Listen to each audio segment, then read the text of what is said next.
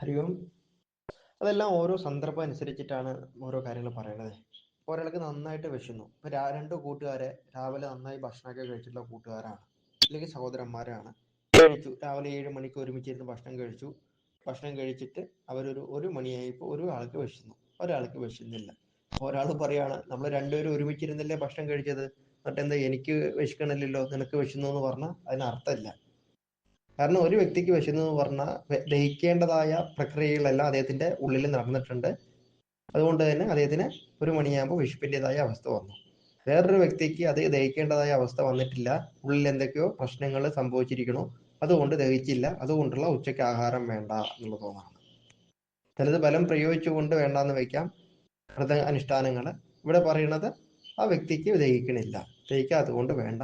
ഒരു വ്യക്തിക്ക് ദഹിക്കണം, അതുകൊണ്ട് കഴിക്കണം. രണ്ട് കൂട്ടര് നന്നായിട്ട് വെള്ളം കുടിച്ചു, ഒരാൾ വെള്ളം കുടിച്ചു, രണ്ടുപേരും ഒരുമിച്ചാണ് വെള്ളം കുടിച്ചത്. 10 മിനിറ്റ് കഴിഞ്ഞപ്പോൾ ഒരാൾ വീണ്ടും വെള്ളം കുടിച്ചു. വേറെ ആൾ പറയാണ്, നമ്മൾ ഒരുമിച്ചല്ലേ വെള്ളം കുടിച്ചത്, പിന്നെ എന്തിനാ ഇപ്പോൾ വെള്ളം കുടിക്കണമെന്ന് വെച്ചാൽ എനിക്ക് ദാഹിക്കുന്നുണ്ട്, ഞാൻ കുടിക്കണമെന്ന് പറയാൻ പറ്റുള്ളൂ. ദാഹിക്കണ സമയത്ത് കുടിക്കണം. അത് പറഞ്ഞ പോലെ ഒരാൾക്ക് ഓരോ ജീവനും ഓരോരോ പൂർവജന്മാർജിതമായ പ്രാരാബ്ധ വിശേഷങ്ങൾ കൊണ്ടാണ് ഓരോ ജീവനും ഇവിടെ വരുന്നത്. ആ ജീവന് ഓരോരോ സമയത്ത് എന്താണ് തോന്നുന്നത് അതനുസരിച്ചിട്ട് അവരുടെ പ്രവർത്തനങ്ങളും ചിന്താഗതിയിലൊക്കെ വ്യത്യാസങ്ങൾ വരും. ശങ്കരാചാര്യര് അമ്മയെ തനിച്ചു പോയത് എന്ന് പറഞ്ഞാൽ ശങ്കരാചാര്യർക്ക് അമ്മയെന്ന വ്യക്തിയിലുപരി ആത്മസാക്ഷാത്കാരം, ആത്മാവ് എന്നുള്ള ചിന്തയുള്ളത് കൊണ്ട് പോയി. ശ്രീ നാരദ മഹർഷി അതേപോലെ തന്നെ അമ്മയുടെ മരണത്തെ കാത്തിരുന്നു. അമ്മേനെ പൂവറിക്കാനെന്തോ പോകുന്ന സന്ദർഭത്തിൽ അമ്മയുടെ കാലിൽ ഒരു സർപ്പം കടിക്കുകയും അമ്മ മരണത്തിനിടയാവുകയും ചെയ്യുമ്പോൾ നാരദൻ സന്തോഷിച്ചിട്ട് പറയണ്ടേ, എനിക്ക് ഈശ്വസാക്ഷാത്കാരത്തിനുള്ള അവസരം വന്നെത്തിയിരിക്കുന്നു എന്ന് പറഞ്ഞിട്ട് അവിടെ ദുഃഖിക്കുകയല്ല ചെയ്യണത്, വന്നെത്തിയിരിക്കുന്നു. പിന്നെ എന്തുകൊണ്ടാണ് അങ്ങനെയുള്ള വൈരാഗ്യം വന്ന വ്യക്തി പോയില്ല എന്ന് പറഞ്ഞാൽ അതൊരു സമയമായിട്ടില്ല, സമയമാവാത്തത് കൊണ്ടാണ് പോവാതിരുന്നത്. അതുവരെ അവര് അതുമായിട്ട് ബന്ധപ്പെട്ടതായ അവസ്ഥയിലിരുന്നു എന്ന് പറഞ്ഞ് ഇതാണ് ശ്രേഷ്ഠം, അത് തെറ്റ്, ഇല്ലെങ്കിൽ അതാണ് ശ്രേഷ്ഠം, ഇത് തെറ്റെന്നൊന്നുമില്ല.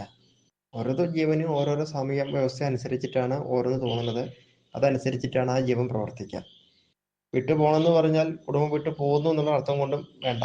ഇപ്പൊ ശങ്കരാചാര്യരുടെ വീടൊക്കെ വിട്ടിട്ട് വടക്കേന്ത്യയിലേക്ക് പോയി, അതുപോലെ നാരദ മഹർഷി ലോകം മുഴുവൻ ചുറ്റി സഞ്ചരിച്ചു എന്നുള്ളതല്ല. ലൗകിക ചിന്തയിൽ നിന്ന് മനസ്സ് മാറ്റി അങ്ങനെ ചിന്തിക്കണം. ലൗകികപരമായ ചിന്തയിൽ നിന്ന്, ലോകപരമായ കാര്യങ്ങളിൽ നിന്ന്, ലോകപരമായ വ്യവഹാരങ്ങളിൽ നിന്ന്, ചിന്തകളിൽ നിന്ന്, അതിനുള്ള കാര്യങ്ങളിൽ നിന്നെല്ലാം മനസ്സിനെ മാറ്റി ആത്മാഭിമുഖമാക്കി തീർത്തു എന്നുള്ള അർത്ഥത്തിലാണ് എടുക്കേണ്ടത്.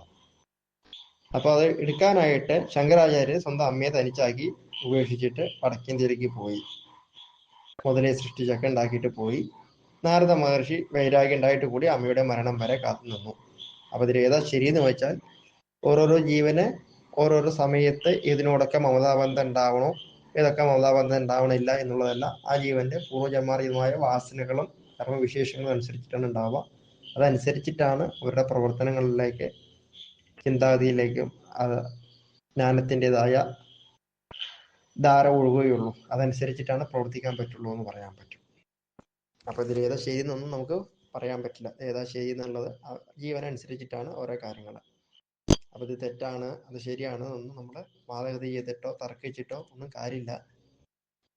ശങ്കരാചാര്യ ചെയ്തത് ശരിയാണ്, അല്ലെങ്കിൽ തെറ്റായി പോയി, സ്വന്തം അമ്മയല്ലേ, പ്രസവിച്ച അമ്മേനെ ഉപേക്ഷിച്ച് പോണത് തെറ്റാണോ, കാരണം ഒരു മകനല്ലേ ഉണ്ടായിരുന്നു, ഒന്നും അവിടെ പ്രസ്തുത അറിയിക്കണമല്ല. അവിടെ ഒന്നും അതിന് ഒരു ഇത് ശരിയെന്ന് പ്രസ്താവിക്കാനായിട്ട് ഒരു സാധ്യതകളൊന്നുമില്ല. തീവ്ര വൈരാഗ്യം വന്നു കഴിഞ്ഞിരിക്കുകയാണ്. തീവ്ര വൈരാഗ്യം വന്നു കഴിഞ്ഞു. തീവ്ര വൈരാഗ്യത്തിൻ്റെതായ പ്രാരാബ്ധ തോത് കുറഞ്ഞിരിക്കുന്ന അവസ്ഥ വന്നപ്പോൾ ഒന്നുമില്ല. ഒരു സുനാമി ഉണ്ടായി, ഇല്ലെങ്കിൽ നല്ലൊരു വെള്ളപ്പൊക്കം ഉണ്ടായി, നല്ലവര് നന്നല്ലാത്തിരൊന്നും ഇല്ലാതെ എടുത്തു കൊണ്ടുപോകണില്ലേ എന്ന് പറഞ്ഞ പോലെ നല്ലൊരു സ്ഥിതിവിശേഷം ഉണ്ടാവണം. നല്ലൊരു സ്ഥിതിവിശേഷം എന്ന് പറഞ്ഞാൽ ഈ ജീവനെ സംസാരത്തിൽ നിന്ന് രക്ഷപ്പെടാനുള്ള സാഹചര്യം ഉണ്ടാവണം. അപ്പൊ പിടിച്ചിട്ട് ആ ജീവനെ അതിൽ നിന്ന് മോചിപ്പിക്കണോ എന്നുള്ള അർത്ഥത്തിലാണ് ശങ്കരാചാര്യനെ മോചിപ്പിച്ചു എന്നുള്ളത് ഉണ്ടാവുന്നത്. അപ്പൊ നാരദ മഹർഷിക്ക് അമ്മയോടായിട്ട് ബന്ധപ്പെട്ട് ആ വൈരാഗ്യം ഉണ്ടെങ്കിലും ആ ജീവനെ അവിടെ കുറച്ചു കാലം കൂടി നിൽക്കാനുള്ള ഒരു സാഹചര്യം ഉണ്ടായിരുന്നു. ആ സാഹചര്യം ഉണ്ടായിരുന്നത് കൊണ്ട് അമ്മ മരിച്ചപ്പോഴാണ് എനിക്കിതിനുള്ള സാഹചര്യമായി, എനിക്ക് സമയമായി, ഭഗവാനെ നന്ദി എന്ന് പറഞ്ഞിട്ട് ഇറങ്ങാനായിട്ട് തോന്നിയത്. അപ്പൊ രണ്ടില് നമ്മള് വ്യത്യസ്ത കൊണ്ടിട്ട് ഇത് ശരി ഇത് തെറ്റെന്നൊന്നും വെക്കണ്ട. അതെങ്ങനെയാ പറഞ്ഞാൽ അവരവർക്കാണ് തോന്നുള്ളൂ എന്നുള്ളത് മാത്രമാണ് പറയാൻ പറ്റുള്ളൂ ഓരോ കാര്യങ്ങൾ.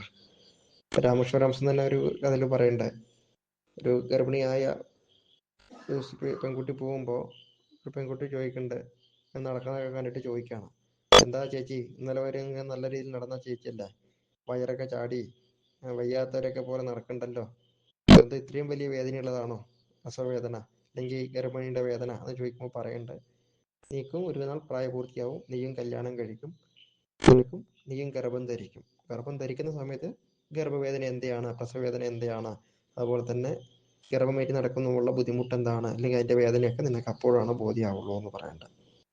ആ സന്ദർഭം വരുമ്പോൾ ആ വ്യക്തിക്ക് മാത്രം ബോധ്യമാവുന്ന വസ്തുതയാണ് അങ്ങനെയുള്ള കാര്യങ്ങൾ. അതുപോലെ ആ ജീവനെ ആ സമയത്ത് ഉണ്ടാവുന്ന അവസ്ഥ ആ ജീവനെ മാത്രമേ അറിയുള്ളൂ. ഇപ്പൊ സ്വന്തം ബന്ധുക്കളോ സ്വത്ത് പണം ഒന്നും അവിടെ പ്രസക്തിയില്ല. അതെല്ലാം അവർക്ക് പ്രസക്തമായിട്ട് തോന്നില്ല.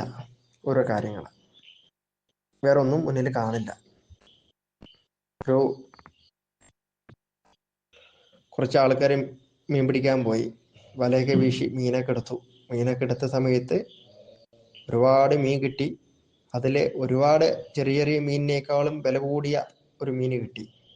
ഇതിന്റെ ഒരു 10 മടങ്ങ് വില ആ ഒരു മീനിന് കിട്ടുന്നുണ്ടെങ്കിൽ ബാക്കിയുള്ള മീനൊക്കെ അവർ ചിലപ്പോൾ എറിഞ്ഞു വരും. കാരണം പിന്നെ അവർക്കൊന്നും പ്രസക്തിയില്ല. ചെറിയ മീനിനൊന്നും പ്രസക്തിയില്ലാതെ ആ വലിയൊരു മീനിനെ അവർ പ്രസക്തിയായിട്ട് കാണും. അപ്പൊ എന്ന് പറഞ്ഞ പോലെ യഥാർത്ഥമായ ഒരു ജീവനെ എന്താണ് തൻ്റെ ജീവിത ലക്ഷ്യം എന്നുള്ള ബോധ്യവും ഇത് മതി എന്നുള്ള തീവ്ര ഇച്ഛയും അതിനോടനുബന്ധമായിട്ടുള്ള സാഹചര്യങ്ങളൊക്കെ ഉണ്ടാകുമ്പോൾ ബാക്കിയുള്ള കാര്യങ്ങളൊക്കെ നശ്വരങ്ങളാണെന്നും അതിലൊന്നും നമുക്ക് സുഖം തരുന്നതല്ലെന്നും ബോധ്യമാകുമ്പോൾ അതിനോടൊക്കെ ഒരു താല്പര്യമില്ലായ്മ സംഭവിക്കും.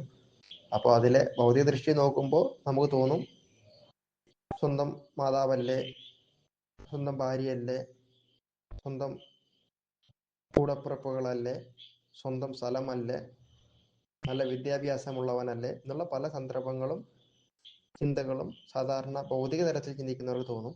പക്ഷെ ആ വ്യക്തിയെ സംബന്ധിച്ചിടത്തോളം അതിലൊന്നും പ്രാധാന്യം അർഹിക്കുന്നില്ല.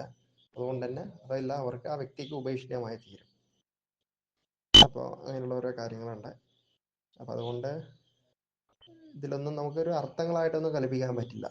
ഇതിലിപ്പോൾ ഇത് ഏത് ശ്രേഷ്ഠം ഇത് തെറ്റെന്നൊന്നും ആ വ്യക്തിക്ക് മാത്രം അറിയുന്നതായ ഗർഭിണിയുടെ പ്രസവ വേദന, പെൺകുട്ടിയുടെ ഗർഭവേദന പോലെ ആ വ്യക്തിക്ക് മാത്രം അറിയാവുന്ന കാര്യമാണ്. അത് ആ ജീവനെ മാത്രമേ അറിയുള്ളൂ ഇതിൻ്റെ കാര്യങ്ങൾ. അതനുസരിച്ചിട്ട് അതെങ്ങനെയാണെന്ന് മറ്റുള്ളവർക്ക് ബോധ്യപ്പെടുത്തി കൊടുക്കാനും പറ്റില്ല.